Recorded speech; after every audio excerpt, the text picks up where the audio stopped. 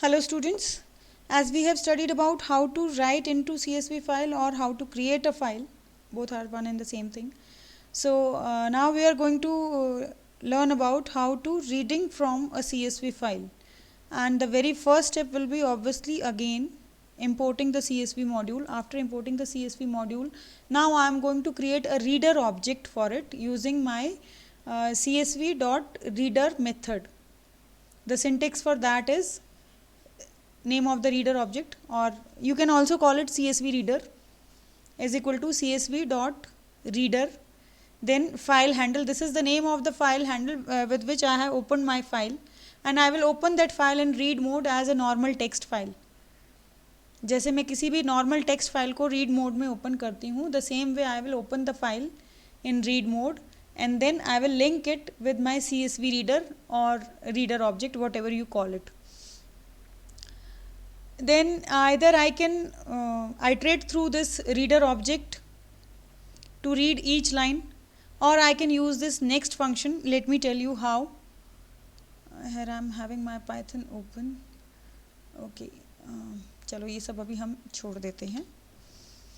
Very first step, importing the CSV module. Second, opening the file in read mode. Third, link this file handle with your reader object. मैंने reader object का नाम दिया है reader. Now I am iterating through this for R in reader print R and f dot close. I am closing the file. Then if I am going to execute this program, I will get all my rows printed on my output screen. I am very sorry, मैंने file create करते time new line character को initialise नहीं किया था with that blank. आप correct कर लेना इसको. फॉर दैट रीज़न ये ब्लैंक लिस्ट आ रही हैं बीच बीच में, क्योंकि वो जो एक बीच में जो एम्प्टी लाइन आती है that is coming here as a blank list. Each row is a list by default in your Python program. You can use other data types also. वो अभी हम आगे के वीडियोस में देखेंगे कि कैसे हम इंस्टेड ऑफ लिस्ट हम और चीज़ें भी यूज़ कर सकते हैं. लाइक जब हमने फाइल को क्रिएट किया तो हमने यूजिंग लिस्ट ही क्रिएट किया था. हम यूजिंग डिक्शनरीज भी क्रिएट कर सकते हैं, वो हम आगे सीखेंगे. सो उस कंसेप्ट को अभी एक साइड रख देते हैं. The very basic thing to read a file is open the import the CSV module, open the file in read mode as a normal text file, then initialize this reader object, CSV reader handle या CSV reader object, जो भी आप इसको बोलो, CSV reader बोल दो, उसको मैंने फाइल हैंडल से इनिशियलाइज किया. And then I am iterating through this object to print each row. I can use the next function also. Next function क्या करता है, एक बार में एक ही रो को रीड करता है. वो मैं आपको अभी करके दिखाती हूँ. प्रिंट नेक्स्ट एंड ब्रैकेट में रीडर. तो अब ये मेरा क्या करेगा, एक बार में एक ही रो को प्रिंट करेगा. और चलो मैं पहले इसी को प्रिंट करके दिखाती हूँ. Now it is going to print the headings, क्योंकि मेरी जो फर्स्ट रो है वो हेडिंग्स ही है.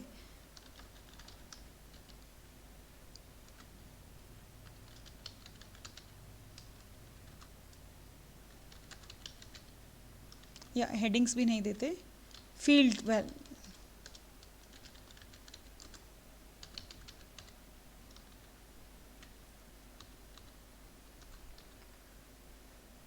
और इसका मैं एंड कर देती हूँ initialise as blank space.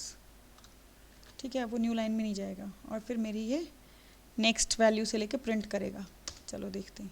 So field name of data is role name and class, and then I can scroll through or I can iterate through this reader for r in reader. Now it will iterate through the next row. मतलब एक रो तो मेरी इसने यहाँ पर ही read कर ली. अब ये इस रो को दोबारा से रीड नहीं करेगा. Now it will move to the next row.